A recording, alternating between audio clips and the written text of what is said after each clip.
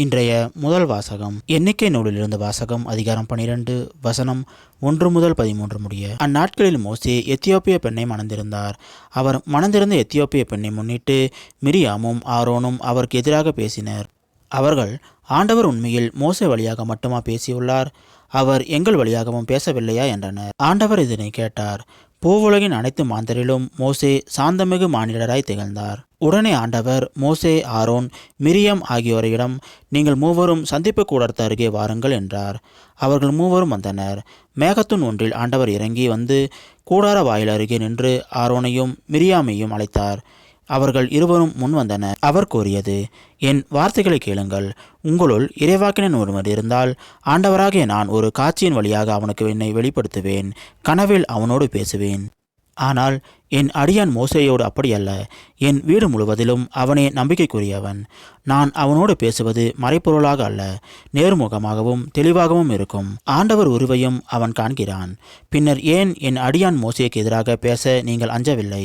மேலும் ஆண்டவரின் சினம் அவர்கள் மேல் மூண்டது. அவர் அகன்று சென்றார். கூடாரத்தின் மேலிருந்த மேகம் அகன்றதும் மிரியாமை பனி போன்ற வெண்மையான தொழுநோய் பிடித்தது. ஆரோன் மிரியான் பக்கம் திரும்பவே அவள் தொழுநோயாளியிருக்க கண்டார். ஆரோன் மோசேயிடம், என் தலைவரே, அறிவீனமாக நாங்கள் செய்த பாவத்தை எங்கள் மேல் சுமத்த வேண்டாம். தாயின் வயிற்றிலிருந்து செத்து பிறந்த அரைகுறை குழந்தை போன்று இவள் ஆகாதிருக்கட்டும் என்றார். மோசே ஆண்டவரிடம் முறையிட்டு, கடவுளே, இவளை குணமாக்க வேண்டுகிறேன் என்றார். இது ஆண்டவர் வழங்கும் அருள்வாக்கு. இறைவா, உமக்கு நன்றி.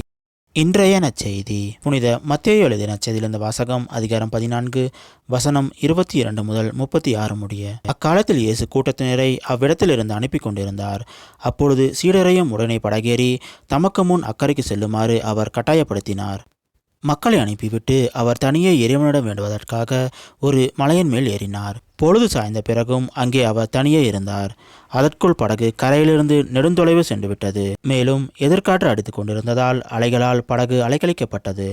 இரவின் 4ஆம் காவல் வேளையில் இயேசு அவர்களை நோக்கி கடல் மீது நடந்து வந்தார். அவர் கடல் மீது நடப்பதைக் கண்ட சீடர் கலங்கி, ஐயோ, பேய் என அச்சத்தினால் அலறினர். உடனே இயேசு அவர்களிடம் பேசினார்.